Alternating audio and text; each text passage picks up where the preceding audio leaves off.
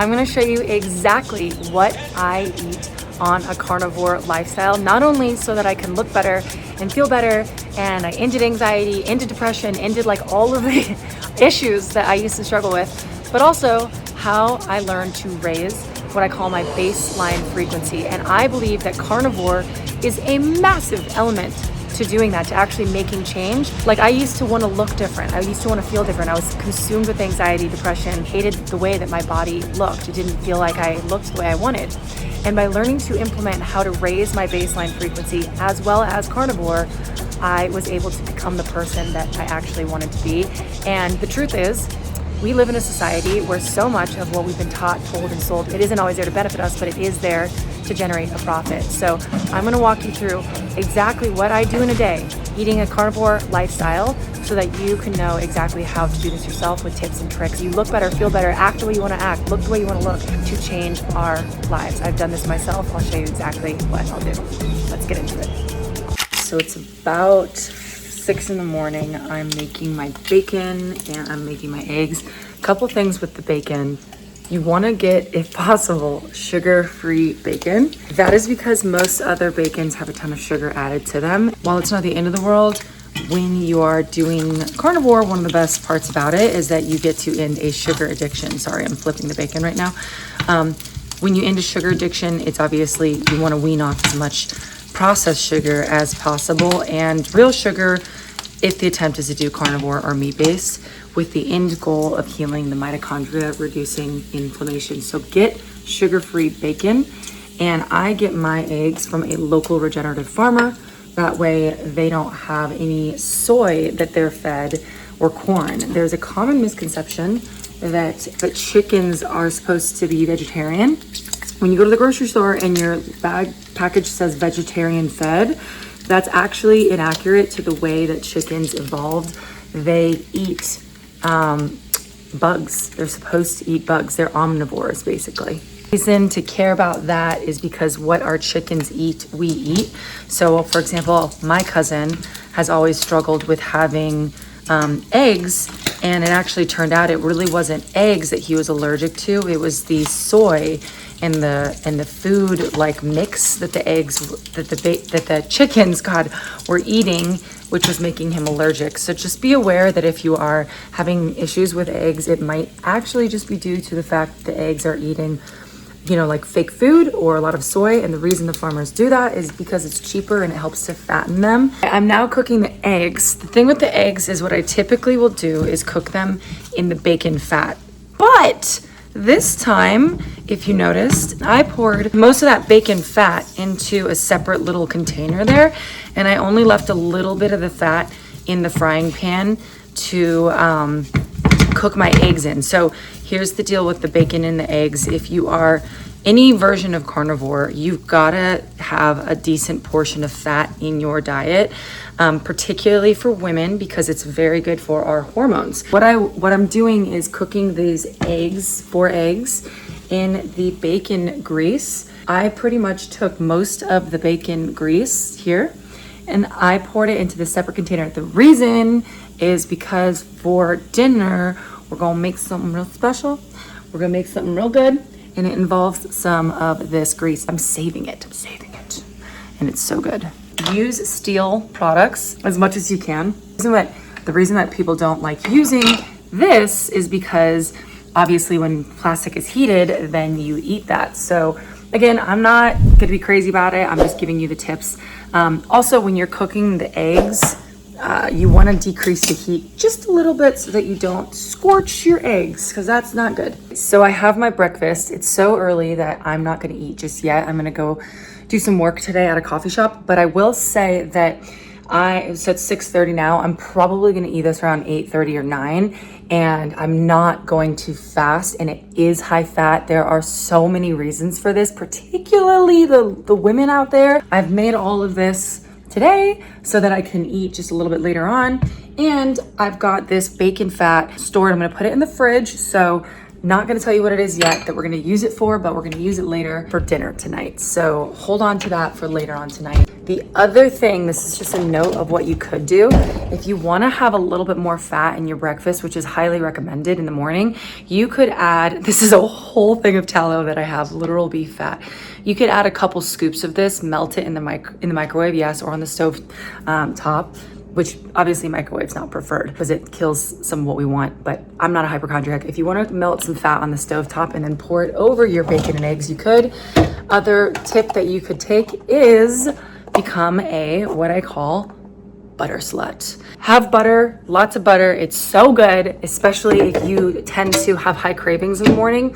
Usually that comes with high cortisol. Having high fat, AKA beef tallow or raw butter, or as close as you can get to raw butter, is really helpful. So you can add those on the side. I'm just gonna get the usual, well, it's a little different. I'll do a large hot water in a mug, and then a half calf espresso, so like one decaf, and then one regular shot. Does that make sense?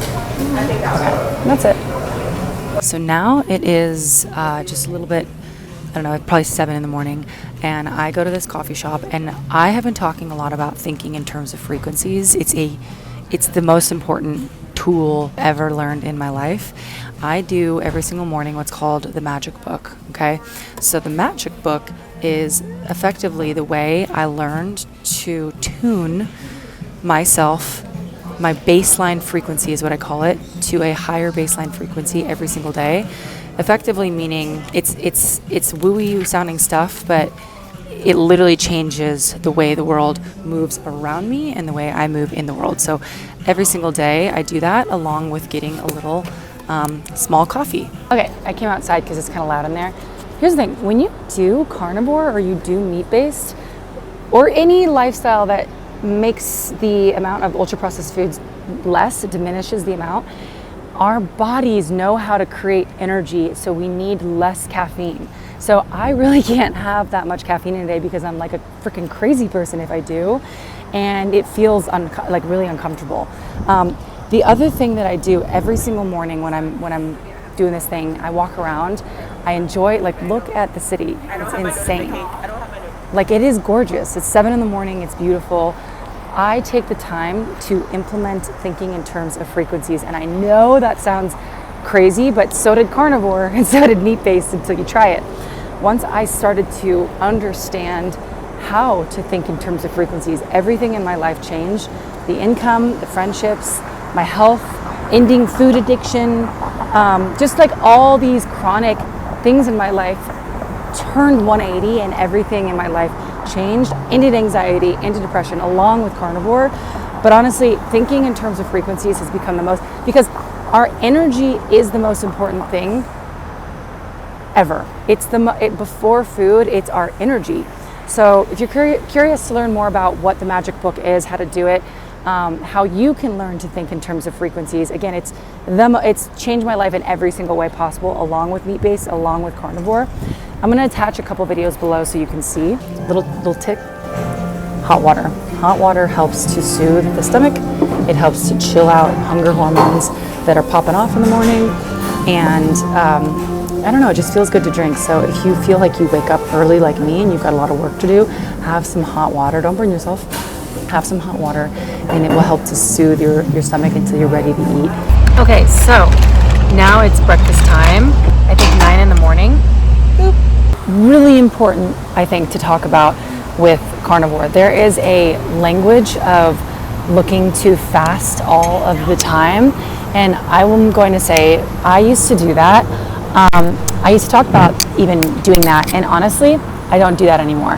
Not unless it's a natural fast. So for specifically women, it's so important to eat breakfast in the morning, and I typically will eat probably somewhere between, I don't know, 8 and 10, usually in the morning, because hormones are so important to success. Like, I used to just drink coffee for my breakfast and then wait until 12 or like 4 p.m. to fast. Hunger will follow how we treat our body first thing in the morning. So when I eat first thing in the morning, that means I'm gonna be less hungry the rest of the day because I've dropped my cortisol levels, I've dropped my ghrelin levels, and my satiety hormones have been basically enacted and enhanced. My body doesn't feel like it's in fight or flight anymore. It's so important.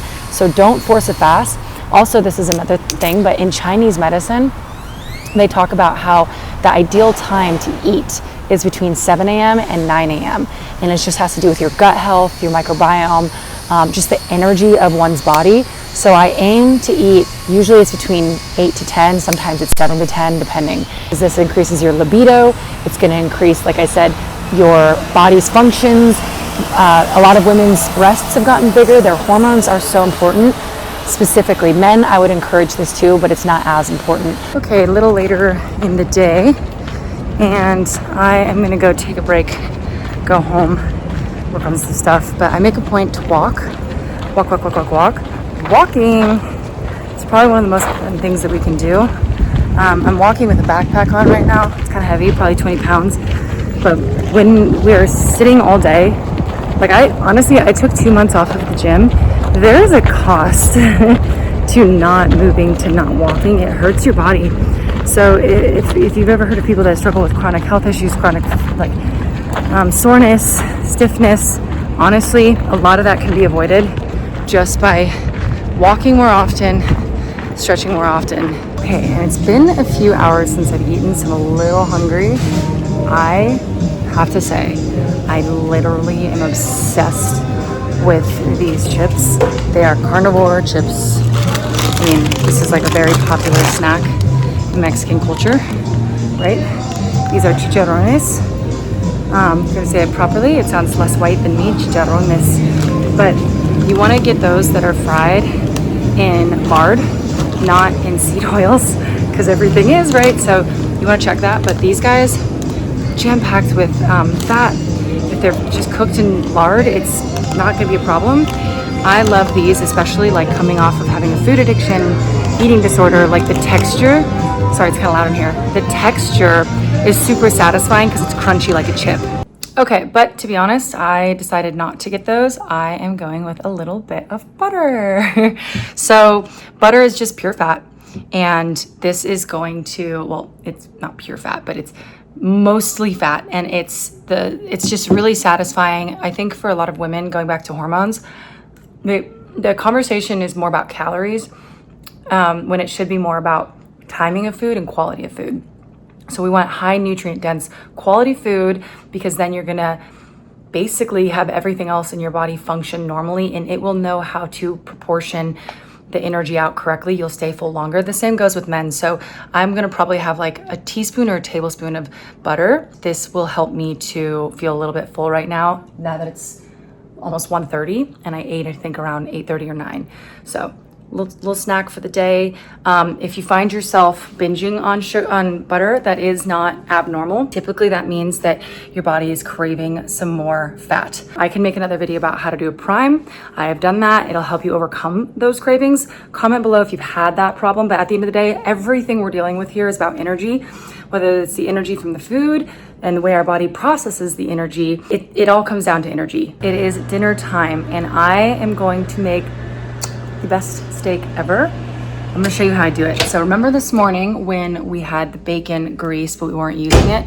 That was for this purpose. Okay, so here's the bacon grease from this morning. I have gotten a ribeye. It was a little bit larger than what I initially wanted, so I cut a little bit of it off. I have my nearly raw butter. Raw is best if you can get it, but it's hard to buy legally anywhere in America unless it's directly from the dairy farm. Salt, right? So we're gonna have our salt, and I like to add a little bit of garlic powder. So good. This is going to be my meal. The reason I'm sharing this is because I am such a convenience buff, like such a convenience buff when it comes to food.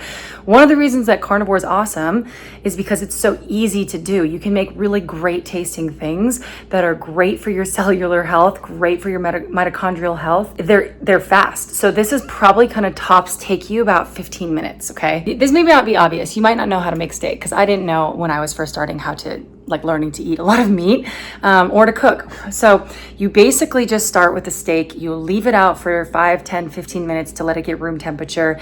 And then you put whatever seasoning you want on it. I just put salt and garlic powder, right? So now it's gonna be at room temperature. I've heated up the bacon fat. And what we're gonna do is cook this steak.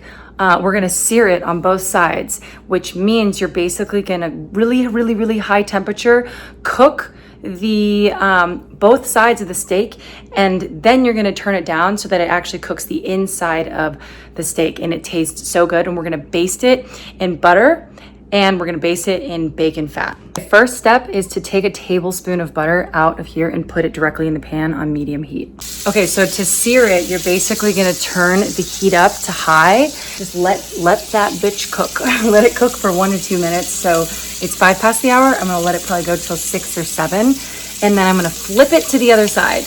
Okay, so I flipped it. Now I'm going to add a little bit of this bacon and pour it in there so that it can start cooking with the bacon, because butter has a pretty low smoke point. Okay, so I also have a thermometer because, like, especially if you're new to cooking steaks, or if you just like to get them exactly right, you can use a thermometer to plop it right in the middle of the steak and it'll actually tell you the temperature. So for this one, we're thinking probably want to do 125 to 130 degrees in the inside of the steak to where it'll be cooked the way I want it to be. And I lower the temperature so that it doesn't like fry the thing, of course. Voila, that literally took 8 minutes, I'm pretty sure. So now you just want to let it sit. One of my best friends, Alexander, would kill me if I didn't say that. Let the steak sit for 5 to 10 minutes. Let it soak in its own juices. It's still kind of cooking a little bit. So for anybody who's new to carnivore or new to cooking meat, which is a lot of people because I was that way, sometimes this kind of step-by-step information is really helpful. I'm gonna give a shout out to my girl, Jenny Middich. She actually sent me her latest cookbook, which is so good. And I'm gonna just put that right here. It is so great. And I just, love her for sending it to me. It's really a great book. This is what gave me a lot of ideas for this. You just look at that. Okay, moment of truth. Let's try it. I'm not kidding. It's one of the best steaks you'll ever have. It literally took me freaking 8 minutes to make this. This is something that seems like a treat, but it's so simple to make. So I get that the fear here could be, oh my God, that's so many calories. But again, when you're eating carnivore, calories, they're not the same. Yeah, of course they matter, but not to the degree that they would without, just the way I always live my life. When you eat carnivore, high fat and high protein, they work together in the body differently. And your body it will naturally tell you when you are full as you go through this, right? Because the body needs fat to function. The brain is 75% fat. I am done. I am so tired. I'm gonna go to bed. It's been a full day. And yeah, whole set of meals. Okay, I hope this helps. See you on the next one.